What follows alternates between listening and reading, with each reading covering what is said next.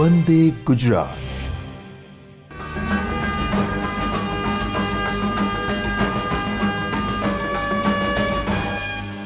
નમસ્કાર વિદ્યાર્થી મિત્રો. ગુજરાત માધ્યમિક અને ઉચ્ચતર માધ્યમિક શિક્ષણ બોર્ડ દ્વારા શરૂ કરવામાં આવેલ આ ઈ લર્નિંગ કાર્યક્રમમાં હું આપ સર્વેનું પુનઃ હાર્દિક સ્વાગત કરું છું. યુનિટ 7 એના રીડ 1 અને રીડ 2 એને આપણે જોયા અને એનો અભ્યાસ કર્યો. હવે એના લેંગ્વેજ ફંક્શન અને રાઇટિંગ ટોપિક્સને આપણે અહીંયા ડિસ્કસ કરીશું. સૌપ્રથમ લેંગ્વેજ ફંક્શનમાં અલ્ટરનેટ ચોઇસ અને રાઇટિંગ ટોપિક્સમાં ઇન્ફોર્મેશન ટ્રાન્સફર અથવા ડેટા ઇન્ટરપ્રિટેશન એની આપણે અત્રે વાત કરીએ. તો ચાલો સૌપ્રથમ શરૂ કરીએ છીએ આપણે આપણું લેંગ્વેજ ફંક્શન.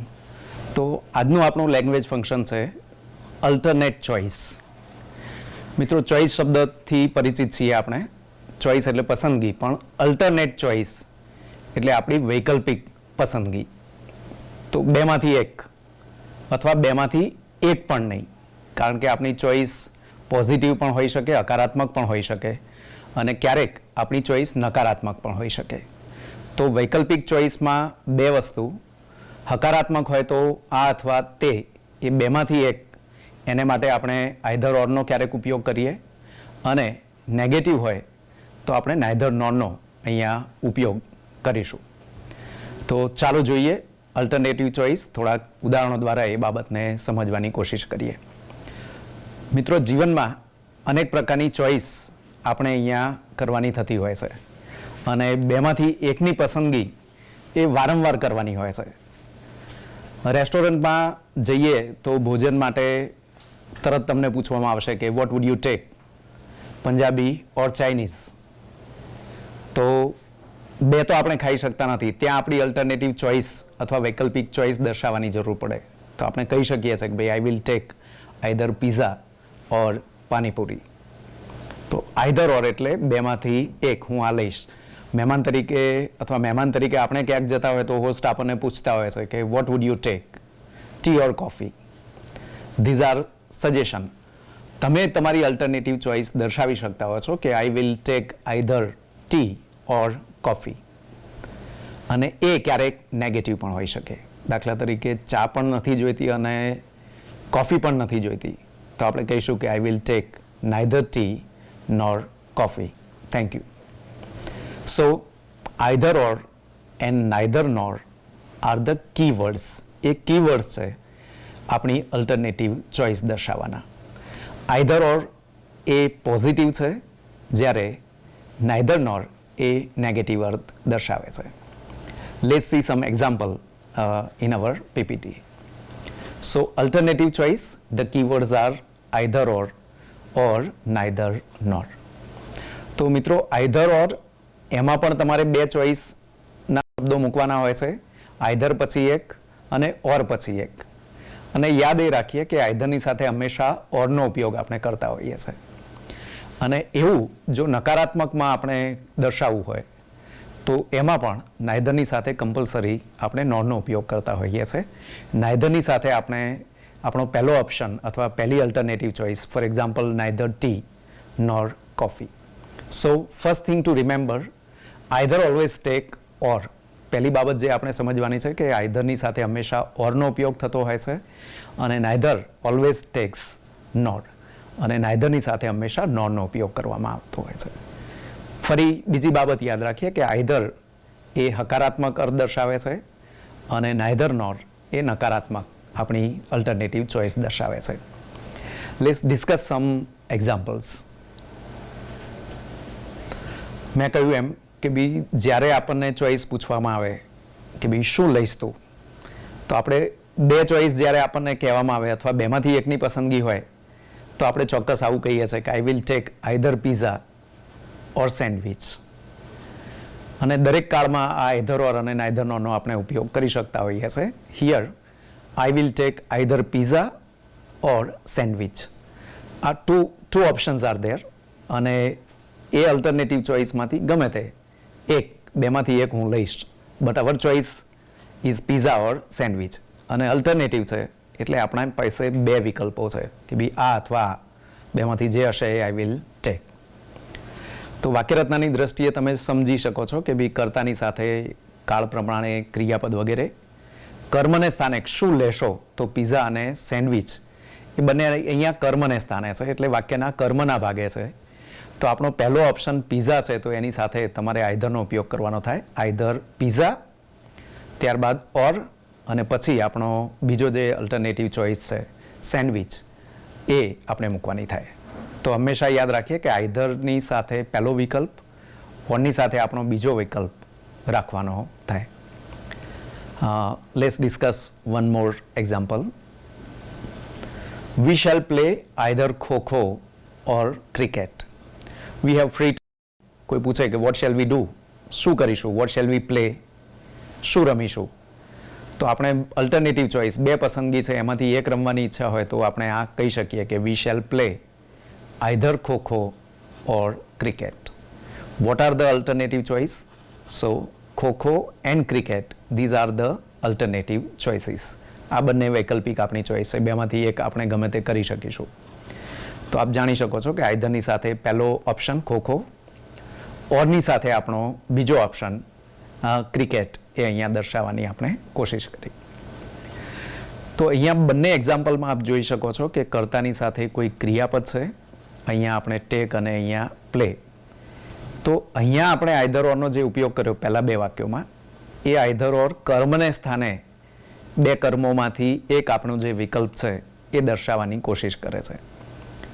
તો આઈધર ઓર આપણે બીજા એક્ઝામ્પલમાં જોઈશું કે ભાઈ આઈધર ઓર અને નાઈધર નોર વાક્યની શરૂઆતમાં પણ આવતા હોય છે. એ બે કર્તાને વૈકલ્પિક કર્તાઓ તરીકે જોડી શકે, બે ક્રિયાઓને પણ વૈકલ્પિક ક્રિયાઓ તરીકે જોડવાનું કામ કરી શકે, અથવા કર્મને સ્થાને પણ બે વિકલ્પોમાં એ મૂકી શકાય. એટલે you can use either or neither nor in the beginning with subjects or in the middle with verbs and or with actions, and at third place verb પછી જે ઓબ્જેક્ટ આવે કર્મને સ્થાને પણ આપણે આઈધર ઓરનો ઉપયોગ કરી શકીએ. સો આઈધર ઓર અને નાઈધર નોર છે, these two things are very flexible. They can be used anywhere in the sentences. But remember, ગમે તે આપણે એને મૂકી શકીએ છીએ વાક્ય રચનાઓમાં, પણ આઈધરની સાથે અને નાઈધરની સાથે પહેલો વિકલ્પ, ઓર અને નોનની સાથે આપણો બીજો વિકલ્પ હોય એ કર્તા પણ હોઈ શકે, બે ક્રિયાઓ વિકલ્પના સ્વરૂપમાં હોઈ શકે, અથવા બે કર્મો પણ હોઈ શકે. તો અહીંયા પહેલા બે વાક્યોમાં આપણે કર્મ તરીકે, અને ક્રિયાપદને તમે શું પ્રશ્ન પૂછો ત્યારે જે મળે છે તે કર્મ હોય છે એ આપ સમજી શકો છો. અહીંયા તમને એક કર્મ નહીં પણ બેમાંથી એક અલ્ટરનેટિવ ચોઇસ તરીકે મળશે કે ભાઈ I will tech. I will tech એટલે હું લઈશ. વોટ, શું લઈશ. તો એમાં તમને બે ઓપ્શન તરીકે કર્મો મળે છે કે either pizza or sandwich. We shall play, આપણે રમીશું. વોટ, ફરી આપણે પૂછીએ તો આઈધર ખો-ખો ઓર ક્રિકેટ, કાં તો ખો-ખો અથવા ક્રિકેટ આપણે રમીશું. સો અહીંયા આઈધર ઓર પહેલી બે ફૂડ આઇટમ્સની વિકલ્પોની વાત કરે છે, અને in the second one two games are mention, અને out of these two you want to select one, અને એટલા માટે તમારી પસંદગીને આપણે અલ્ટરનેટિવ ચોઇસ એવું કહી શકીએ. Next example. Either mister Sharma or mister Gupta will join the meeting. તો મિત્રો ઉપર મેં હમણાં ચર્ચા કરી કે કર્મને સ્થાને બે વિકલ્પો હોવાને કારણે આઈધર ઓર અને નાઈધર નોર વાક્યના કર્મને ભાગે મૂકવામાં આવ્યું છે, અને એની સાથે બે વિકલ્પો જણાયા છે. મેં તમને કહ્યું હતું કે બે કર્તાઓને પણ, વૈકલ્પિક કર્તાઓને પણ આઈધર ઓર જોડી શકે છે, જે અહીંયા તમને ત્રીજા એક્ઝામ્પલમાં જોવા મળે છે. સો આઈધર મિસ્ટર શર્મા, કાં તો mister Sharma, or mister Gupta અથવા મિસ્ટર ગુપ્તા, બેમાંથી એક વિલ જોઈન ધ મીટિંગ. તો તમે હુ પ્રશ્ન પૂછો એટલે કર્તા તરીકે તમને અહીંયા બે વિકલ્પો મળશે કે ભાઈ who will join the meeting. So we have two option અને alternative choice is there. Either mister Sharma or mister Gupta will join the meeting. તો અહીંયા બે કર્તાઓને જોડવાનું કામ કર્યું.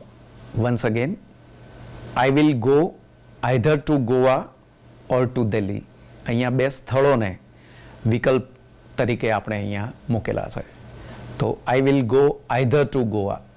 તમને કોઈ પૂછવામાં આવે કે where will you go during the summer vacation, summer વેકેશનમાં આપ ક્યાં જશો? So you can write I will go either to Goa or to Delhi. After HSC, તમે HSCના સ્ટુડન્ટ છો તો after HSC what is your planning, અથવા શું કરશો? Actually there should be SSC.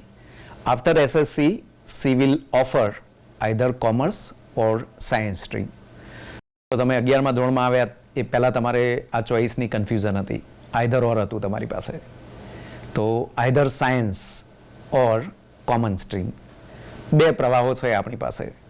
That is alternative choice for SSC for SSC student. SSCના student માટે બે ચોઇસ હંમેશા રહે છે કે ભાઈ after SSC what will you join? તો I will join either science stream or common stream, means arts or commerce, that is called common stream. So two options are there. So after SSC she will offer either commerce or science stream. Once again અહીંયા આપ જોઈ શકો છો કે બે કર્મોને સ્થાને આપણે either ઓરનો અહીંયા ઉપયોગ કર્યો છે. Let's move to another example, and those are negative sentences. એ નકારાત્મક અર્થ ધરાવતા એટલે કે નાઇધર નોરનો ઉપયોગ દર્શાવતા આ વાક્યો છે. She will take neither tea nor coffee. જ્યારે પૂછવામાં આવે કે વોટ વિલ સી ટેક, તો એની કોઈ બેમાંથી અલ્ટરનેટિવ ચોઇસ નથી. તો નેગેટિવમાં પણ આપણે બે ચોઇસ કે બી નહીં, આએ નહીં અને આએ નહીં. That is negative alternative choice we can say. અને in such sentences we can use neither nor instead of either or. તો આઈધર ઓરની જગ્યાએ આવા નેગેટિવ સેન્ટેન્સીસ દર્શાવવા માટે નાઇધર નોરનો આપણે ઉપયોગ કરતા હોઈએ છીએ. આઈધર ઓરની જેમ જ નાઇધર નોર પણ બે વિકલ્પો સાથે, નાઇધરની સાથે પ્રથમ વિકલ્પ, નોરની સાથે આપણો જે બીજો વિકલ્પ છે એ આપણે મૂકી શકીએ. બે કર્તાને સ્થાને પણ આવી શકે, બે કર્મોને પણ જોડવાનું કામ કરી શકે, અને બે ક્રિયાઓને પણ એ દર્શાવવાનું કાર્ય કરી શકે. સો હિયર અહીંયા આપણે જોઈ શકીએ છીએ કે ભાઈ સી વિલ ટેક, તે લેશે. શું લેશે? તો neither tea nor coffee. Two options are there, અને એ કર્મને સ્થાને છે. એટલે એકની સાથે આપણે નાઇધર ટી અને બીજાની સાથે નોર કોફી એ પ્રકારના શબ્દો અહીંયા વાપર્યા છે. Neither Dhoni nor Virat Kohli attended the function. બેમાંથી એકેય ફંક્શન એટેન્ડ ન કર્યું. એવું જ્યારે તમારે કર્તા તરીકે બે અને નેગેટિવ જ્યારે મૂકવું છે ત્યારે નાઇધરની સાથે પ્રથમ ઓપ્શન આપણો ધોની, નોરની સાથે વિરાટ કોહલી એ બીજો ઓપ્શન એટેન્ડેડ ધ ફંક્શન. તો અહીંયા બે કર્તાઓને નાઇધર નોરથી જોડવાની વાત છે. So that is negative alternative choice. We took neither breakfast nor lunch there. ત્યાં અમે બ્રેકફાસ્ટ પણ ન લીધો અને લંચ પણ ન લીધું.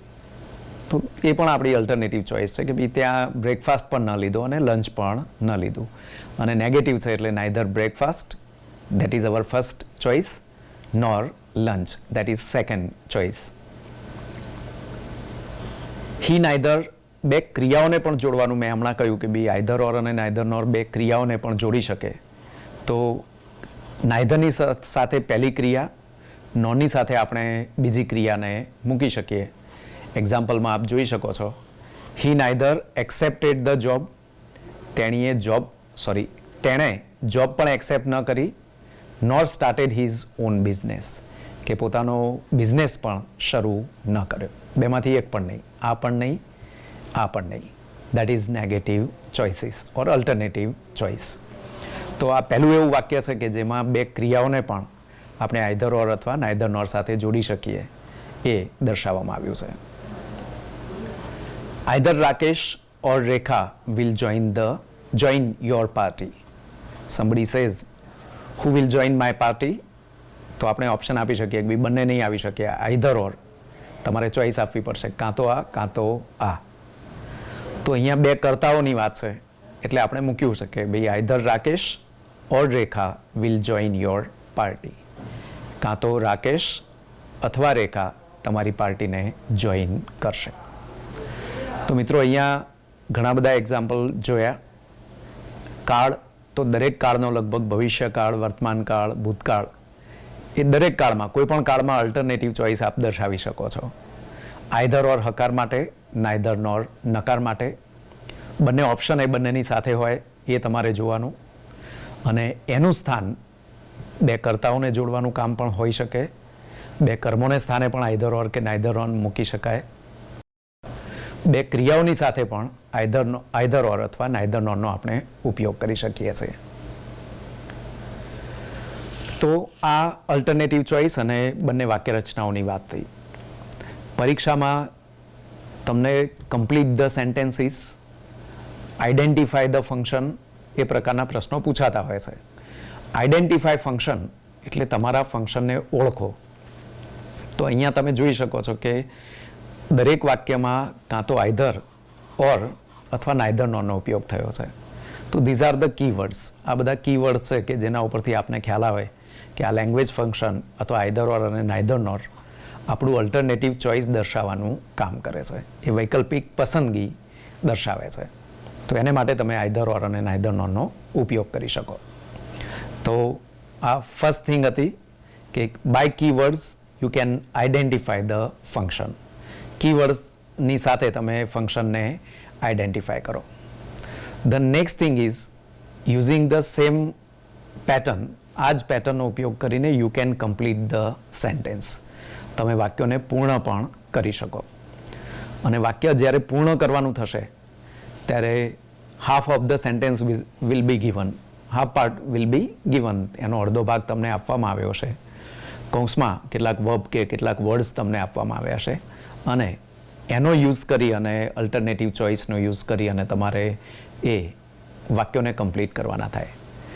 તો let's move to our exercise of complete the sentence, or how to complete the sentence. Let's see it.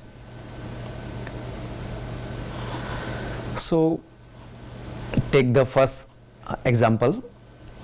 In future I will either, તો આવું આપ્યું છે કે બી in future I will either start business, join private company. કૌંસમાં તમને આપ્યું છે choice. તો એના ઉપરથી આપણને આઈડિયા આવે કે ભાઈ અલ્ટરનેટિવ ચોઇસનો ઉપયોગ કરી અને આપણે આ વાક્યને પૂર્ણ કરવાનું છે. Either is given here. Either તમને આપવામાં આવ્યું છે. સો યુ કેન અન્ડરસ્ટેન્ડ કે એની સાથે તમારે પહેલી ચોઇસ અને ઓરની સાથે તમારી બીજી ચોઇસ છે એ દર્શાવવાની રહે, અને આઈધરની સાથે હંમેશા ઓર આવવું જોઈએ. તો અહીંયા બે ક્રિયાઓ છે, આપ જાણી શકો છો, સ્ટાર્ટ બિઝનેસ અને જોઈન પ્રાઇવેટ કંપની. તો પહેલા સાથે પહેલું ક્રિયાપદ આપણે મૂકીએ કે આઈધર સ્ટાર્ટ બિઝનેસ, અને બીજી ક્રિયાની સાથે તમારે ઓરનો ઉપયોગ કરવો પડે. એટલે in future I will either start business or join private company. That is alternative choice. Next one, Suhani watched neither. મિત્રો જ્યારે પણ નાઈધર મગજમાં આવે એટલે એની સાથે નોર તમારા મગજમાં આવવું જોઈએ, જે આપણે આગળના એક્ઝામ્પલ્સમાં શીખ્યા. તો અહીંયા સુહાની વોચ્ડ કર્તા અને ક્રિયાપદ બંને આપવામાં આવ્યું છે. તો અહીંયા તમારે નાઈધર નોરની સાથે બે વિકલ્પો તરીકે કર્મો મૂકવાના છે, અને એ કર્મો તરીકે શું છે? Some words are given, movie and serial. Alternative choice છે એ તમારી લેંગ્વેજ ફંક્શન કયું યુઝ કરવાનું અને વાક્ય કમ્પ્લીટ કરવાનું એ દર્શાવે છે. So you have to use these two words in your sentence. તો જેમ હમણાં કહ્યું એમ કે ભાઈ નાઈધરની સાથે પહેલો ઓપ્શન મૂકો. Suhani watched neither a movie, અને એની સાથે નોર અ સિરિયલ. એક વચન નામ હોય અને આર્ટિકલ વગેરે જો ખૂટતા હોય તો you can put Suhani watched neither a movie nor a serial.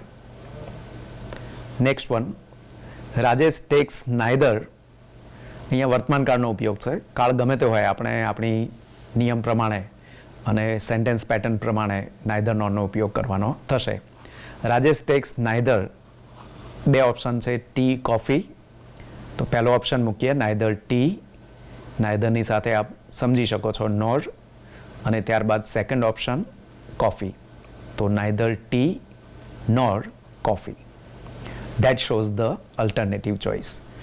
લખ્યા પછી એકવાર આપણે એને સમજી પણ લેવું કે ભાઈ રાજેશ ચા પણ નહીં લે અને કોફી પણ નહીં લે. We shall play either cricket, hockey.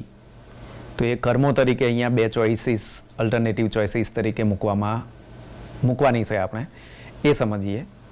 તો we shall play either, hour first choice is cricket, તો આઈધરની સાથે ક્રિકેટ, ઓર અને આપણો સેકન્ડ ઓપ્શન અથવા second choice that is hockey, તો હોકી એ મૂકવાનું થાય. તો we shall play either cricket or hockey. That would be the correct sentence pattern. મિત્રો આગળ વાત કરી કે એ બે કર્તાને પણ જોડી શકે, બે ક્રિયાઓને પણ જોડી શકે. તમારે કૌંસમાં જે શબ્દો આપ્યા તમને પૂરવાના, એના ઉપરથી નક્કી કરવાનું રહેશે કે ભાઈ આ ક્રિયાપદો છે કે કર્મો છે. Here you can see please either. તો શરૂઆતમાં જ્યારે હશે ત્યારે બે કર્તા પણ હોઈ શકે અથવા બે ક્રિયાઓ પણ હોઈ શકે. અહીંયા છે either go to school, read at home. તો બે ક્રિયાઓના ઓપ્શન અને એમાંથી વૈકલ્પિક ચોઇસ અથવા અલ્ટરનેટિવ ચોઇસ તમારે દર્શાવવાની છે કે ભાઈ આઈધર ગો ટુ સ્કૂલ, કાં તો તમે સ્કૂલ જાઓ, ઓર રીડ એટ હોમ, અથવા ઘરે વાંચો. તો in that way you can finish your or complete the sentence. Either the manager, પછી આપ્યું છે પ્યુન, એટ ફોલ્ટ. કર્તા તરીકે અહીંયા તમે સમજી શકો જ્યારે વાક્યની શરૂઆત હોય અને કર્તા આપવામાં આવ્યો હોય એટલે બે ઓપ્શનો કર્તા તરીકે છે એવું આપણે સમજીએ. તો કર્તા પછી હંમેશા સેન્ટેન્સ પેટર્નમાં કર્તા પછી ક્રિયાપદ અને પછી કર્મ એ વાક્યમાં હોવું જોઈએ. અને જો તમને કોઈ ક્રિયાપદ વગેરે ન આપ્યું હોય તો જાતે પણ વાક્ય બનાવવા માટે યોગ્ય ક્રિયાપદનો એ વાક્યોમાં ઉપયોગ કરી શકાય. તો in that way either the manager, કાં તો મેનેજર, તો આપ જાણી શકો છો કે આઈધરની સાથે આપણે ઓર મૂકવાનું થશે. Or the second option is peon. Either the manager or the peon. એક શબ્દ વધારાનો આપ્યો છે એટ ફોલ્ટ, એ ફોલ્ટમાં હતા એમ. ગુજરાતીમાં થોડુંક આપણે વિચારી લઈએ કે ભાઈ કાં તો મેનેજર અથવા પ્યુન એ ફોલ્ટમાં હતા, બેમાંથી એક. તો એ અલ્ટરનેટિવ ચોઇસ હતા અથવા છે. તમે વર્તમાનકાળ પણ મૂકી શકશો અને ભૂતકાળમાં પણ આનો ઉપયોગ કરી શકશો. તો either the manager or the peon was at fault, એ આ ફોલ્ટમાં હતો.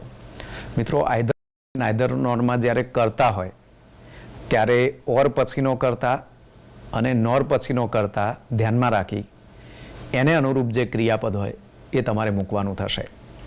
બહુવચન અહીંયા નહીં કરી શકીએ. ધ મેનેજર અને પ્યુન એ બંને નથી, બેમાંથી એક વૈકલ્પિક ચોઇસ છે.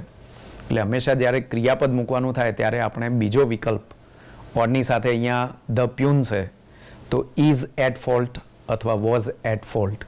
In that way you can write. So remember one thing કે ભાઈ કર્તા તરીકે જ્યારે આપણે આઈધર ઓર અને નાઈધર નોરમાં કર્તા તરીકે ઓપ્શન આપતા હોઈએ ત્યારે ક્રિયાપદ હંમેશા બીજા ઓપ્શનને લગતું, સી હોય તો આપણે ઇઝ જ મૂકવાનું થાય, પણ દે હોય તો એની સાથે આર મૂકવાનું થાય. એ પણ વાતને અહીંયા યાદ કરીએ. I will select either science, commerce. This is a very simple example. I will select either science or commerce. કાં તો હું સાયન્સ લઈશ અથવા કોમર્સ લઈશ. Next one, neither I nor my father. તો અહીંયા બંને ઓપ્શન તમને આપેલા છે. neither nor નો યુઝ પણ કરેલો છે કારણ કે કર્તા તરીકે છે. તો જ્યારે પણ આવું હોય ત્યારે કર્તાની સાથે યોગ્ય ક્રિયાપદ અને અન્ય જે શબ્દો છે એ તમારે અહીંયા મૂકવાના રહે અને એનાથી તમારે વાક્યને કમ્પ્લીટ કરવાનું રહે. તો neither I nor my father will go to the market. ભૂતકાળમાં તમે કાળ કોઈ સૂચક શબ્દ નથી આપ્યો એટલે તમે ગમે તે કાળ મૂકી શકો કે ભાઈ neither I nor my father will go to the market. મારા ફાધર કે હું બેમાંથી એક પણ માર્કેટ જઈશું નહીં. અથવા ગયા નહોતા તો તમે વેન્ટ પણ કરી શકો. neither I nor my father went to the market. That will be better. તો જ્યાં કોઈ ચોક્કસ કાળ નથી આપ્યો ત્યાં તમે વિચારી અને યોગ્ય કાળ મૂકી અને વાક્યોને કમ્પ્લીટ કરી શકો. So this is the exercise એક્સરસાઇઝની અહીંયા કેટલાક સેમ્પલ રૂપ તમને વાક્યો આપવામાં આવ્યા છે. You can do many on your own, અને આવા ઘણા બધા તમે તમારા જાતે કરી શકો છો. બીજું, આ જ લેંગ્વેજ ફંક્શન ઉપર સિલેક્ટ ધ એપ્રોપ્રિએટ રિસ્પોન્સ. બીજું આપણને જે પૂછાઈ શકે એ છે કે ભાઈ યોગ્ય રિસ્પોન્સ પસંદ કરો. તો ત્યાં તમને ઓપ્શનલ અથવા રિસ્પોન્સ તરીકે કોઈ પણ ડાયલોગના રિસ્પોન્સ તરીકે અહીંયા એક તમને ડાયલોગ પૂછાશે. ડાયલોગના શરૂઆતના જે વાક્યો આપ્યા છે એના રિસ્પોન્સ તરીકે તમે શું બોલી શકો એવા ઓપ્શનલ એબીસીડી અને એબીસીડી એવા વાક્યો તમને આપવામાં આવ્યા હોય. એ 4 ઓપ્શનમાંથી સાચો એપ્રોપ્રિએટ રિસ્પોન્સ આનો શું હોઈ શકે એ તમારે લખવાનો રહે અને સિલેક્ટ કરવાનો રહે. મિત્રો, આ માટે તમારી આ બેઝિક જે વાક્ય રચનાઓ છે, આઈધરની સાથે ઓર જ હોય, નાઈધરની સાથે નોર જ હોય, એ અને એની જે પેટર્ન છે અને એને લગતું કાળનું જે નોલેજ છે એટલું જો હશે તો આપણે ચોક્કસ 2 કર્તા, 2 કર્મ, 2 ક્રિયાઓને નાઈધર નોર કે આઈધર ઓરથી જોડી શકાશે. પણ અહીંયા તમને 4 ઓપ્શન આપી દેવામાં આવ્યા છે. Let's see one example of a dialogue. Bhavik said, what would you take Vipa? ભાવિકે કહ્યું કે ભાઈ what would you take Vipa? શું લઈશ Vipa? Vipa gap is given અને કૌંસમાં તમને આપ્યું છે શોઈંગ અલ્ટરનેટિવ ચોઇસ, વૈકલ્પિક ચોઇસ. બેમાંથી એક કઈ ચોઇસ છે એ વિચારવાનું રહે. તો એના શું ઓપ્શન હોઈ શકે અને which option is correct one એ આપણે અહીંયા વિચારવાનું થશે. તો એના માટે વિચારીએ. First one is I would take either tea or coffee. જો આઈધરની સાથે ફરજિયાત ઓર હોવું જોઈએ. આઈધરની સાથે આપણો પહેલો વિકલ્પ ટી, ઓરની સાથે બીજો વિકલ્પ કોફી, અને અંદર આપ્યું છે કે આઈ વુડ ટેક, હું લઈશ. ગ્રેમેટિકલી આઈધર ટી ઓર કોફી એ બિલકુલ આપણને કરેક્ટ લાગે છે કે ભાઈ આઈધરની સાથે ટી અને ઓરની સાથે કોફી એ 2 અલ્ટરનેટિવ ચોઇસ તરીકે કર્મને સ્થાને છે. કર્તા ક્રિયાપદ પણ તમને કાળ મુજબ આપેલા છે. સો ઇટ સીમ્સ, એવું લાગે છે કે ધીસ વન ઇઝ કરેક્ટ. પણ બીજા 3 ઓપ્શન આપેલા છે એને પણ તમારે બરાબર વિચારવાના છે કે ભાઈ આ option why we can't select them, આપણે એને પસંદ કેમ ના કરી શકીએ, or what are the mistake, અથવા એમાં મિસ્ટેક શું છે. B, I would take tea and coffee. I would take tea and coffee, હું ચા અને કોફી લઈશ. C, grammatically it seems that it is a correct one. Grammatically આપણને લાગે કે આ બિલકુલ વાક્ય સાચું છે. પરંતુ આપ કૌંસમાં જોઈ શકો છો કે you have to use showing alternative choice only. B તમારે વૈકલ્પિક ચોઇસ આપવાની છે, 2 નહીં, 2માંથી 1 હોવું જોઈએ. એટલે દેર શુડ બી આઈધર ઓર. એનો ઉપયોગ આપણે અહીંયા કરી શકતા નથી. This sentence doesn't show our alternative choice. આ વાક્ય આપણી અલ્ટરનેટિવ ચોઇસ બતાવતું નથી. So you can not select this option. Next one, I would take either tea nor coffee. Find out a mistake there. I would take either, આઈધરની સાથે હંમેશા ઓર હોવું જોઈએ, જે અહીંયા નથી. ઓરની જગ્યાએ અહીંયા તમને નોર શબ્દ આપવામાં આવ્યો છે કે, તો એ ઓપ્શન ઇઝ નોટ કરેક્ટ. એ ઓપ્શન આપણો સાચો નથી. એ આપણે વિચારવાનું રહે. અને last one, I would take both tea and coffee. તો આઈધર ઓર એ અલ્ટરનેટિવ ચોઇસ બતાવે છે, નાઈધર નોટ પણ અલ્ટરનેટિવ ચોઇસ છે. પણ બોથ એન્ડ એટલે બંને એવું આપણે થશે. બોથ ટી એન્ડ કોફી, તો કે ભાઈ હું ચા અને કોફી બંને લઈશ.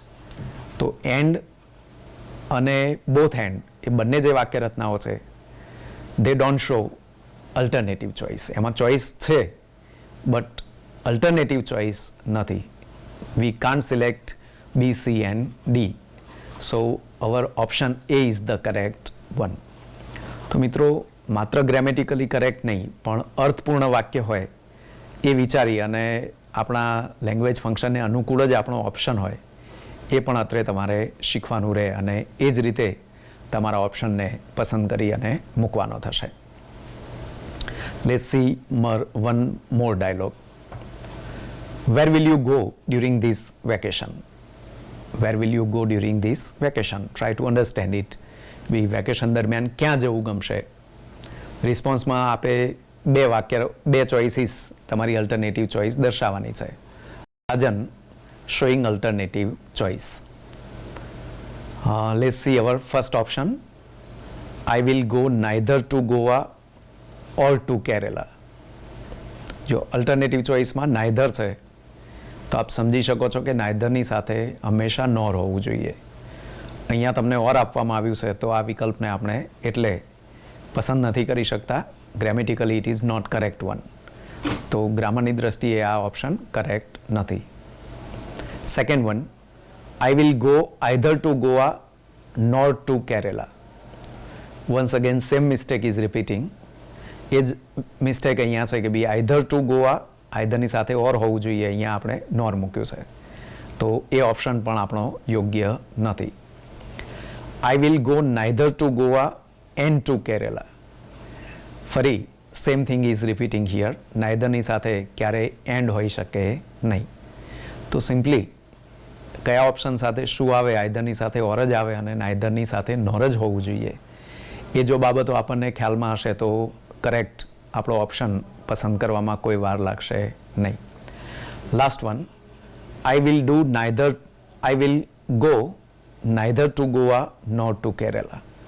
તો અહીંયા આપ સમજી શકો છો કે નાઇધરની સાથે નોર પણ છે અને બંને ઓપ્શન અહીંયા કર્મોને સ્થાને આપેલા છે. So that is the correct option. Grammatically અને અર્થની દ્રષ્ટિએ આપણો ડી ઓપ્શન બિલકુલ કરેક્ટ છે. તો in that way you can complete your or you can select the most appropriate response. So language function કોઈ પણ ત્રણ રીતે તમારે સમજવાનું રહેશે. First of all, identify the function. ફંક્શનને તમે ઓળખો. તો બે કીવર્ડ્સ છે આપણી પાસે, આઈધર ઓર અને neither nor. Those two keywords either or neither nor shows that this sentence shows alternative choice. Second one, using the same patterns you have to complete the sentence. આ પેટર્ન્સનો ઉપયોગ કરીને તમારે વાક્ય રચના પૂર્ણ કરવાની હોય અને એમાં યોગ્ય રીતે એ વાક્ય પૂર્ણ થાય એ જોવાનું હોય. અને in selecting the appropriate response, last એક્સરસાઇઝમાં આપણે જે જોયું કે બી સિલેક્ટ કરો મોસ્ટ એપ્રોપ્રિએટ રિસ્પોન્સ, એમાં કયો ઓપ્શન આપણો સાચો છે એ પણ જોઈએ અને સાથે સાથે બીજા ત્રણ ઓપ્શન કેમ નથી આવતા, એમાં શું ભૂલો છે એ પણ વિચારવાની આપણે કોશિશ કરીશું. તો મને લાગે છે કે આપણે આ લેંગ્વેજ ફંક્શનનો જે પૂછાવાની રીતો છે અને જુદી જુદી જે એક્ઝામમાં એની પદ્ધતિઓ છે પૂછાવાની, એ સારી રીતે કરી શકીશું. So our language function and today's language function topic was either or, neither nor. તો તમારી પ્રેક્ટિસ દરમિયાન અથવા બોલચાલ દરમિયાન પણ I will take either this or that એ પ્રકારના આઈધર ઓર અથવા નાઇધર નોરનો તમે ઉપયોગ કરી અને પોતાની અલ્ટરનેટિવ ચોઇસ દર્શાવી શકો છો. With this our alternative choice that language function ends.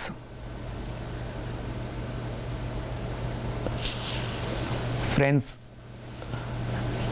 Language ફંક્શનની સાથે સાથે આજે આપણે બીજો એક મહત્ત્વનો જે ટૉપિક છે દેટ ઇઝ રાઇટિંગ ટૉપિક. અને એ રાઇટિંગ ટૉપિકની પણ અત્રે આપણે ચર્ચા કરીએ અને બે એક એક્ઝામ્પલ દ્વારા રાઇટિંગ ટૉપિકમાં ઇન્ફોર્મેશન ટ્રાન્સફર અથવા ડેટા ઇન્ટરપ્રિટેશન એ કેવી રીતે કરી શકીએ એની ચર્ચા કરીશું. ઇન્ફોર્મેશન ટ્રાન્સફર એટલે માહિતીને ટ્રાન્સફર કરવી. તમને કોઠા સ્વરૂપે કે કોઈ ચિત્ર સ્વરૂપે કે કોઈ પાઈ ચાર્ટના સ્વરૂપમાં કોઈ માહિતી શોર્ટમાં મૂકીને આપવામાં આવી હોય અને એ ઇન્ફોર્મેશનને તમારે સેન્ટેન્સીસમાં ટ્રાન્સફર કરવાની છે. That is called information transfer. આપેલી શોર્ટ જે ટૂંકમાં માહિતી આપવામાં આવી છે કોઠા કે ટેબલના સ્વરૂપમાં કે ચાર્ટના સ્વરૂપમાં અથવા ચિત્રના સ્વરૂપમાં, એને સેન્ટેન્સીસના સ્વરૂપમાં તમારું ફેરવવું, that is called information transfer. In other words you can say data interpretation. બીજા શબ્દોમાં આપણે કહીએ કે માહિતીને ઇન્ટરપ્રિટેશન કરવું એટલે જે માહિતી આપી છે એનું શાબ્દિક અર્થઘટન કરવું અને એને લખવું. તો આ પણ રાઇટિંગ ટોપિક્સમાં જુદા જુદા અનેક ટોપિક્સ આપણને હોય છે, પણ આ એક ઇન્ટરેસ્ટિંગ અને બહુ જ અગત્યનો કહી શકાય એવો ક્વેશ્ચન તમારી સામે છે. So by 2 examples let's see how we can transfer the data or how can we interpret the data. 2 અહીંયા ઉદાહરણો દ્વારા એ સમજવાની કોશિશ કરીએ કે ભાઈ કેવી રીતે આપણે ડેટા ઇન્ટરપ્રિટેશન કરી શકીએ અથવા ઇન્ફોર્મેશન ટ્રાન્સફર કરી શકીએ. મિત્રો, દરેક પરીક્ષામાં ઇન્ફોર્મેશન ટ્રાન્સફર એ તમારે કરવાનું જ હોય છે. ધોરણ 10માં પણ આ હતું, પણ ધોરણ 10માં તમને પિક્ચર ડિસ્ક્રિપ્શન હતું અને ઓપ્શન્સ એ તમને આપેલા હતા અથવા ક્વેશ્ચન્સ એના આધારિત પૂછાતા જેનો તમારે માત્ર આન્સર આપવાનો હતો. Here you have to write all the sentences on your own. અહીંયા તમને ખાલી માહિતી આપી છે, એના ઉપર આધારિત તમારે મેક્સિમમ જેટલા બની શકે એટલા વાક્યો બનાવવાના છે. તો let's discuss hour first topic of information transfer. મિત્રો, આપ અહીંયા એક પાઈ ચાર્ટ આપેલો છે, એ જોઈ શકો છો. અને જીલની જીલની એક માહિતી આપવામાં આવી છે. જીલ તમને આપ્યું છે ટાઈમ સ્પેન્ડ્સ બાય જીલ. જીલ દ્વારા જે ટાઈમ સ્પેન્ડ કરવામાં આવ્યો છે એ તમને આપવામાં અહીંયા આવ્યું છે. તો જુદા જુદા જે એની એક્ટિવિટીઝ છે એ એક્ટિવિટીઝમાં કેટલો સમય એ પસાર કરે છે એ આપ્યું છે ને એના ઉપરથી તમારે વાક્યો બનાવવાના છે. અને આ ઇન્ફોર્મેશન જે આપી છે પાઈ ચાર્ટના સ્વરૂપમાં એને તમારે સેન્ટેન્સીસમાં ટ્રાન્સફર કરવાની છે and that is called information transfer. તો અહીંયા આપ્યું છે કે બી this pie chart shows this chart shows time spend by Jill on different activities. જીલની જે જુદી જુદી એક્ટિવિટીઝ છે એ એક્ટિવિટીઝ ઉપર એને કેટલો સમય સ્પેન્ડ કર્યો, પસાર કર્યો એ અહીંયા તમને આપ્યું છે. 8 hours સ્લીપ કે બી 8 કલાક એને વાંચ્યું, 2 hours ટેલિવિઝન વોચિંગ, 2 કલાક એને ટેલિવિઝન વોચ કર્યું, વગેરે વગેરે માહિતી તમને આપેલી છે. પરીક્ષામાં આ રીતે તમને એક ડેટા આપવામાં આવ્યો હોય, એક ટેબલના સ્વરૂપમાં પણ હોઈ શકે, કોઠા અથવા ચાર્ટના સ્વરૂપમાં પણ હોઈ શકે. તમારે એને ઇન્ટરપ્રિટ કરવાનો છે, એનું અર્થઘટન તમારે કરવાનું છે. તો મિત્રો, જુદા જુદા કાળનું નોલેજ તમને ધોરણ 10માં છે. મોસ્ટલી ઇન્ફોર્મેશન ટ્રાન્સફર જ્યારે આપણે કરતા હોઈએ ત્યારે તમારે એ આપેલી માહિતી અને સૂચના ઉપરથી અને આપેલી માહિતી ઉપરથી એ સમજવાનું છે કે ભાઈ કયા કાળમાં મારે વાક્યો બનાવવાના છે. તો એને માટે મોટે ભાગે આ ડેટા ઇન્ટરપ્રિટેશન હોય એ કાં તો વર્તમાન કાળની વાત કરતું હોય છે, અને જો ભૂતકાળની અહીંયા કોઈ વાત કરવામાં આવી હોય તો તમારે આ સમગ્ર જે વાક્યો છે અથવા એનું ટ્રાન્સફોર્મેશન છે એ ભૂતકાળમાં કરવાનું થાય. તો for this you must have the knowledge of the tenses, especially simple present tense and simple past tense. તો આ ટોપિકને જ્યારે તમે લખવાનું કરતા હોય ત્યારે તમારી પાસે વર્તમાન કાળ અને ભૂતકાળ બંનેનું નોલેજ હોવું જોઈએ. અહીંયા આપ જોઈ શકો છો સૂચના ઉપરથી, અને જે અહીંયા હેડિંગ આપ્યું છે time spent by Jill. Spent ભૂતકાળમાં આપવામાં આવ્યું છે કે ભાઈ જે સમયે જીલે સ્પેન્ડ કર્યો છે એ સમયનો અહીંયા પાઈ ચાર્ટમાં વર્ણન છે. તો આપ એ ખાલી શબ્દો ઉપરથી અને અહીંયા સૂચના જે છે this chart shows the time spent by Jill, એના ઉપરથી આપણને ખ્યાલ આવે કે અહીંયા એ ભૂતકાળની એક્ટિવિટીઝ છે અને ભૂતકાળમાં જ આપણે ડેટા ઇન્ટરપ્રિટેશન કરવાનું છે. તો મિત્રો, જોઈએ વન બાય વન આપણે કેવી રીતે એ વાક્યોને લખી શકીએ અને કેવી રીતે એનું ઇન્ફોર્મેશન ટ્રાન્સફર કરી શકીએ. મિત્રો, હંમેશા પહેલું વાક્ય છે એ તમારું ઇન્ટ્રોડક્ટરી સેન્ટેન્સ હોઈ શકે, and you can start this way or you can write this way, અને એ તમે વર્તમાન કાળમાં આ રીતે દર્શાવી શકો. પહેલું વાક્ય જે ઇન્ટ્રોડક્ટરી સેન્ટેન્સ કહીએ, તો એ વાક્યમાં આપ આ ડેટા શેની માહિતી આપે છે એ દર્શાવવાનું કરી શકો પહેલાં ઇન્ટ્રોડક્ટરી સેન્ટેન્સ દ્વારા. For example, here this pie chart table હોય તો you can write this table the time, એ સમય દર્શાવે છે, spend by Jill for different activities during a day. So this is the topic sentence or this is called the introductory sentence. ભાઈ આ પાઈ chart છે એ દર્શાવે છે, શું દર્શાવે છે? The time spend by Jill for different activities. Jill દ્વારા જે જુદી જુદી એક્ટિવિટીઝ છે એમાં કેટલો સમય પસાર કરવામાં આવ્યો એ આ પાઈ ચાર્ટ દર્શાવે છે. ડ્યુરિંગ અ ડે, એક ખાસ દિવસ દરમિયાન એને કેટલો ટાઈમ સ્પેન્ડ કર્યો એ દર્શાવે છે. તો મિત્રો, હંમેશા ઇન્ટ્રોડક્ટરી સેન્ટેન્સ તમે વર્તમાન કાળમાં લખી શકો. And you can start like this pie chart gives information about the time spent by Jill, એ રીતે લખી શકો. અથવા ધીસ ટેબલ શોઝ પછી જે દર્શાવતું હોય એમ કરીને તમે એનું ઇન્ટ્રોડક્ટરી સેન્ટેન્સ લખી શકો, જે મોટે ભાગે વર્તમાન કાળમાં જ હશે. અને ત્યારબાદ for example, most of the time C spent in sleeping. એનો મોટા ભાગનો જે સમય છે અથવા મેક્સિમમ બીજા બધા કરતાં હાઈએસ્ટ ટાઈમ જે એને છે એ સ્લીપમાં પસાર કર્યો છે. That covers most of the part in the pi chart. જે ચાર્ટમાં સૌથી વધારે ભાગ છે એ 8 અવર્સ સ્લીપ, 8 કલાક એને ઊંઘવામાં પસાર કરે. તો મિત્રો, આમાં કોઈ ટેકનિક છે નહીં. ગુજરાતીમાં તમારે વિચારવાનું છે કે ભાઈ કેવા પ્રકારના વાક્યો મારે બનાવવા, અને એ વાક્ય ઉપરથી તમારા જે કાળનું નોલેજ છે તમને, દાખલા તરીકે ભૂતકાળમાં કોઈ ક્રિયા દર્શાવવા માટે દરેક કર્તાની સાથે ક્રિયાપદનું આપણે ભૂતકાળનું રૂપ મૂકતા હોઈએ છીએ, અને કર્મ અને ત્યારબાદ અન્ય શબ્દો જરૂર મુજબ આપણે લખતા હોઈએ છીએ. તો અહીંયા તમે પહેલું વાક્ય વિચારી જુઓ કે ભાઈ તેણીએ 8 કલાક સૂવામાં પસાર કર્યા. તો કર્તા મૂકીએ, અહીંયા જીલ છે એટલે you can start with her name also, Jill. તમારે વોઝ કે વેર અહીંયા મૂકવા નથી, કારણ કે એક્ટિવ વાક્યો જ્યારે હોય ત્યારે કર્તાની સાથે સીધું ક્રિયાપદનું આપણે ભૂતકાળ મૂકતા હોઈએ છીએ, જે તમે ટેન્સ દરમિયાન શીખ્યા છો. તો સીધું જીલની સાથે આપણે ભૂતકાળનું રૂપ કે ભાઈ પસાર કર્યા છે, સ્પેન્ટ. તો સ્પેન્ટ હાઉ મેની અવર્સ? તો અહીંયા છે કે ભાઈ 6 hours in school, this is it. અહીંયા તમે જોઈ શકો છો કે 6 અવર્સ સ્કૂલ. તો પહેલાં આપણે ત્યાંથી શરૂઆત કરીએ. તો કર્તાની સાથે ક્રિયાપદનું ભૂતકાળ, ત્યારબાદ કર્મ અને અન્ય શબ્દો, એ ગોઠવણી પ્રમાણે અથવા એ આપણી સેન્ટેન્સ પેટર્ન પ્રમાણે આપ એ વાક્યોને અહીંયા લખી શકો. Jill spent how many hours? 6 hours in her school. તો આ આપણું પહેલું વાક્ય થયું. જીલ 6 કલાક પસાર એને કર્યા સ્કૂલમાં. This was her first activity.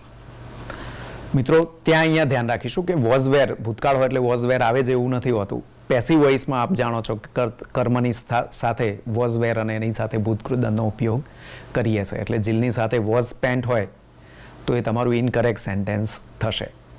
મિત્રો, જ્યારે ઇન્ફોર્મેશન ટ્રાન્સફર કરીએ એટલે ગ્રામેટિકલી અને અર્થની રીતે આપણે બિલકુલ કરેક્ટ હોઈએ એ અહીંયા વિચારવાનું રહે. Second one is 8 hours sleep. એટલું તમને માહિતી આપવામાં આવી છે, જેના ઉપરથી આપણે વાક્ય બનાવવાનું છે કે ભાઈ તેણીએ, વારંવાર જીલ નહીં લખો તો પણ ચાલશે, કે ભાઈ તેણીએ 8 કલાક સૂવામાં પસાર કરે. Let's see. સી અથવા તે સૂઈ ગઈ 8 કલાક સુધી. તો સી, સ્લીપનું સીધું આપણે ભૂતકાળનું રૂપ અહીંયા મૂક્યું. C slept.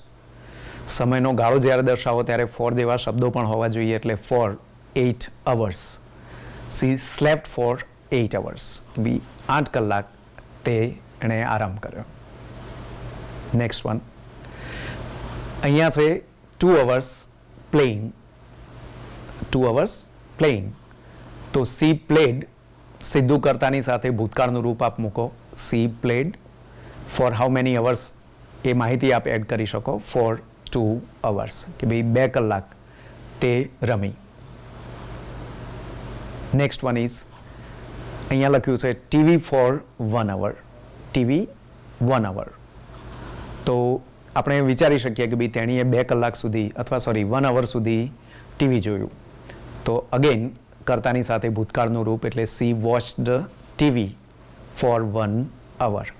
1 કલાક સુધી તેણીએ ટીવી જોયું. 2 અવર્સ રીડિંગ, એ માહિતી અહીંયા તમને દર્શાવવામાં આવી છે. તો C spend 2 hours for reading. In that way you can write. અથવા કર્તાની સાથે સીધું રીડનું ભૂતકાળ મૂકીએ તો સી રેડ ફોર 2 hours. 2 કલાક એણે વાંચન કર્યું. અને 5 hours routine work. Here you can see 5 hours in routine work.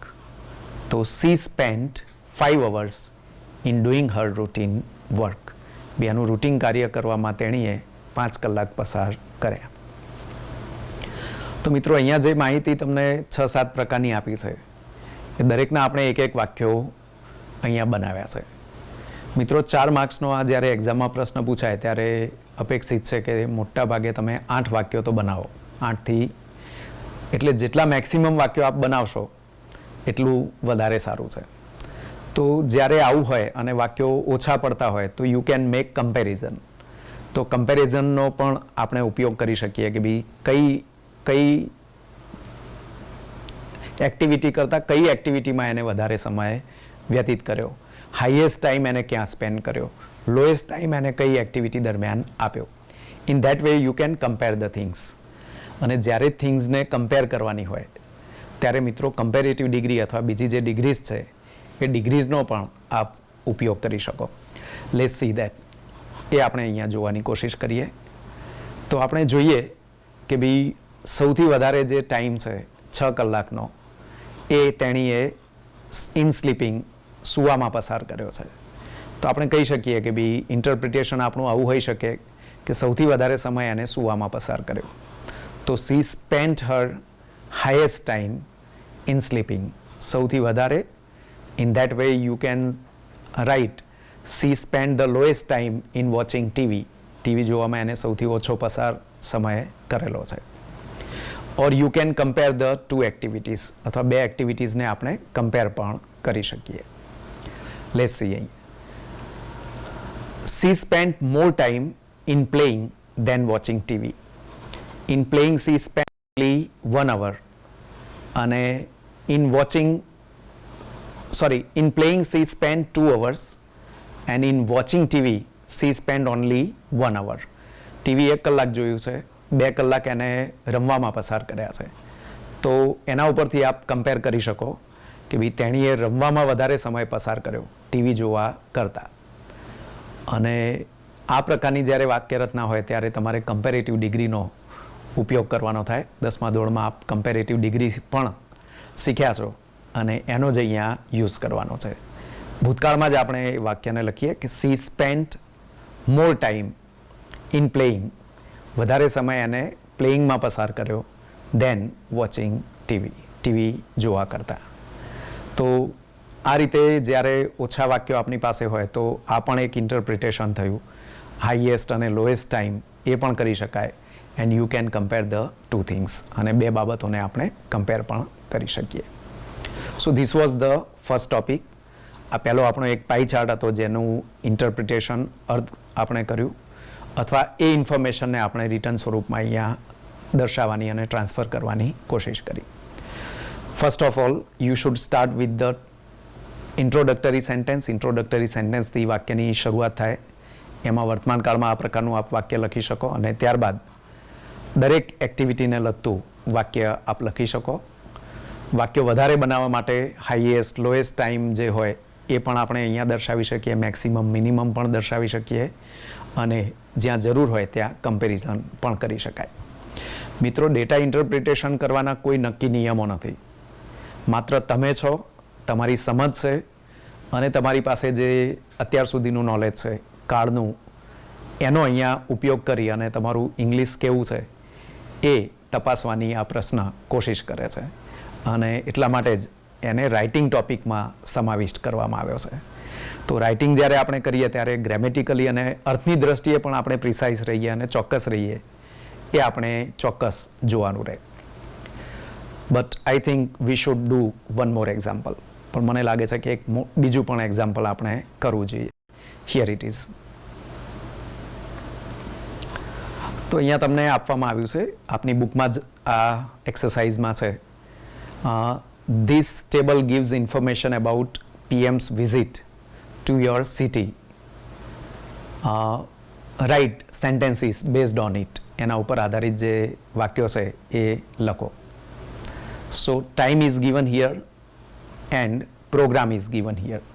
બે બાબતો તમને આપવામાં આવી છે. અહીંયા સમય આપવામાં આવ્યો છે અને સાથે સાથે અહીંયા તમારો જે પ્રોગ્રામ છે પ્રધાનમંત્રીનો એ પ્રોગ્રામ દર્શાવવાની અહીંયા કોશિશ કરવામાં આવી છે. તો સૌપ્રથમ આપ એને સમજવાની કોશિશ કરો કે કેવી રીતે અને શું કયા સમયે પ્રધાનમંત્રીએ શું કર્યું એ સમજીએ અને ત્યારબાદ આપણા વાક્યો લખવાની શરૂઆત કરીએ. તો મિત્રો અહીંયા તમને ચોક્કસ ટાઈમ અને એનો પ્રોગ્રામ આપવામાં આવ્યો છે. તો એનો મતલબ એ છે અને આપવામાં આવ્યું છે કે પ્રાઇમ મિનિસ્ટર્સ વિઝિટ, તો એ વિઝિટ કરી ચૂક્યા છે એવું જો આપણે સમજીશું તો આપણે બધા જ વાક્યો ભૂતકાળમાં લખવાના થશે. એટલે પહેલાં તમારે હંમેશા શું માહિતી આપવાની છે ને મારે કયા ટેન્સમાં એને મૂકવાની છે એ માહિતી ઉપરથી આપણે ડિસાઇડ કરવાનું છે અને એ નક્કી કરી લેવાનું છે. અને ત્યારબાદ વન બાય વન એનો સમય અને એ એક્ટિવિટી અને કાળને ધ્યાનમાં રાખી અને આપણી પેટર્ન પ્રમાણે વાક્યોને લખવાના થશે. તો મેં હમણાં જ સમજાવ્યું કે ઇન્ફોર્મેશન ટ્રાન્સફરમાં પહેલું વાક્ય આપણું ઇન્ટ્રોડક્ટરી સેન્ટેન્સ હોવું જોઈએ, જે આ ડેટા શું છે એ દર્શાવવાનું કામ કરે. અને એને માટે હંમેશા તમારે વર્તમાન કાળનો જ ઉપયોગ કરવાનો. તો એ રીતે આપણે અહીંયા જોઈએ કે ભાઈ જ્યારે અહીંયા કોઠાના સ્વરૂપમાં છે તો you can right like this or you can start like this. This table gives information about. આ જે ટેબલ છે એ માહિતી આપે છે. શેના વિશેની માહિતી છે? It is clearly written in the instruction. સૂચનામાં એ બિલકુલ દર્શાવેલું છે. તો about the PM's visit to Ahmedabad, પીએમની અમદાવાદની જે મુલાકાત હતી એના વિશેની એ માહિતી આપે છે. Then take the first thing and write the sentence. તો પહેલા વાક્યને સમજીએ. તો અહીંયા આપ્યું છે કે ભાઈ ટાઈમમાં છે 11 AM અને અહીંયા ટૂંકમાં તમને માહિતી આપી છે arrival at the airport, airport ઉપર આગમન. એ માહિતીને આપણે શાબ્દિક રીતે અને આખા વાક્યના સ્વરૂપમાં લખવાની છે. અરાઇવલ એટ ધ એરપોર્ટ, એના ઉપરથી આપ સમજી શકો છો કે ભાઈ તેઓ અથવા પ્રધાનમંત્રી 11 વાગે એરપોર્ટ ઉપર આવ્યા અને એ વાક્યને આપણે પાસ્ટમાં લખવાનું છે. તો કર્તાથી આપણે શરૂઆત કરીએ એ રીતે ધ પીએમ એટલે પ્રાઇમ મિનિસ્ટર આવ્યા, એ ક્રિયાપદ છે અને ભૂતકાળમાં છે એટલે એ ક્રિયાપદને આપણે ભૂતકાળમાં મૂકીએ ધ પીએમ અરાઇવ્ડ. ત્યારબાદ સ્થળ અને સમય દર્શક શબ્દો, કર્મ ન હોય તો સ્થળ અને સમય દર્શક શબ્દો છેલ્લે મૂકી શકાય. ક્યાં આવ્યા તો આપણે લખ્યું એટ ધ એરપોર્ટ. અને સમય જ્યારે દર્શાવીએ અહીંયા એટ નથી આપ્યું, 11 AM આપ્યું છે, પણ સમયની સાથે એટ અવશ્ય હોવું જોઈએ. એ ખૂટતા શબ્દો તમારે મૂકવાના રહે એટ 11 AM. તો પહેલું આપણું સેન્ટેન્સ આ રીતે થશે કે the PM arrived at the airport at 11 AM. 11 વાગે પ્રધાનમંત્રી આપણા એરપોર્ટ ઉપર આવ્યા. Second one 11:15 tea with the CM at the circuit house. This information is given. માત્ર આટલી માહિતી આપવામાં આવી છે tea with CM at the circuit house અને સમય એનો આપ્યો છે 11:15. તો વાક્ય આપણે વિચારીએ કે ભાઈ તેમણે CM સાથે સર્કિટ હાઉસમાં ચા લીધી. તો હી ટેક ટી, ક્રિયાપદ નથી આપ્યું તો આપ આપના જાતે સમજી અને યોગ્ય ક્રિયાપદ મૂકી શકો કર્તાની સાથે અને ભૂતકાળમાં હોવું જોઈએ. તો હી ટુક, ટેકનું ભૂતકાળ કરીએ, he took tea with the CM at circuit house અને એટ 11:15 AM. ત્યાર પછીની માહિતી છે ઇનોર્ગ્યુરેશન ઓફ મહાકુંભ, ખેલ મહાકુંભ, અને એનો સમય આપ્યો છે 11:30. આટલી માહિતી ઉપરથી આપણે લખી શકીએ કે હી ઇનોર્ગ્યુરેટેડ ધ ખેલ મહાકુંભ. ઇનોર્ગ્યુરેટેડ એટલે ઉદ્ઘાટન કરવું. તો એમણે ઉદ્ઘાટન કર્યું અને એનું ક્રિયાપદ બનાવી. અહીંયા તમને ઇનોર્ગ્યુરેશન આપ્યું છે, એ નાઉન છે, એનું ક્રિયાપદ ઇનોર્ગ્યુરેટ અને એને ભૂતકાળમાં મૂકીએ એટલે ઇનોર્ગ્યુરેટેડ ધ ખેલ મહાકુંભ કર્મ તરીકે, અને એનો સમય દર્શાવવા માટે એટ સાથે આપણો સમય 11:30 AM. Next one is 12:30 open the metro station. Here you can see open the metro station. So at 12:30 he opened the metro station. Next one, lunch at 1:30 with dignitaries. Lunch. તો આપણે લખી શકીએ he took lunch with the dignitaries at 1:30 PM. કર્તાની સાથે ભૂતકાળમાં ક્રિયાપદ. At 2:30 PM visit our school. તો he visited our school and interacted with the students. અને વિદ્યાર્થીઓ સાથે ઇન્ટરેક્ટ કર્યું એટલે વાતચીત કરી. શું વાતચીત કરી અને એના ઘણા બધા મુદ્દા આપ્યા છે એ આપ લખી શકો આ જ પ્રમાણે. અને છેલ્લે વાક્ય આપ્યું છે 3:30 PM ડિપાર્ચર. મિત્રો ડિપાર્ચર એટલે વિદાય થવું. એને આપણે ક્રિયાપદ તરીકે મૂકીએ તો he departed from the airport at 3:30 PM. તો અહીંયા દરેક વાક્યમાં આપ સમજી શકો છો કે કર્તાની સાથે ક્રિયાપદનું ભૂતકાળનું રૂપ, ત્યારબાદ કર્મ અને અન્ય શબ્દો, અને એ રીતે તમારું દરેક વાક્યોને સમજી અને લખવાનું થશે. So dear friends, today we have discussed two things in this video. One was language function and one was information transfer.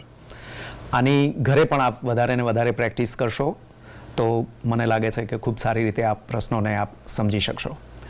પુનઃ આપ અમારી સાથે જોડાયા એ બદલ આપ સર્વેનો ખૂબ ખૂબ આભાર માનીએ છીએ. અને ગુજરાત માધ્યમિક અને ઉચ્ચતર માધ્યમિક શિક્ષણ બોર્ડ દ્વારા આ નવતર પ્રયોગ ખૂબ સુંદર રીતે આપને માટે કરવામાં આવ્યો એ બદલ બોર્ડ અને આપ સર્વેનો આભાર માનીએ છીએ. નમસ્કાર.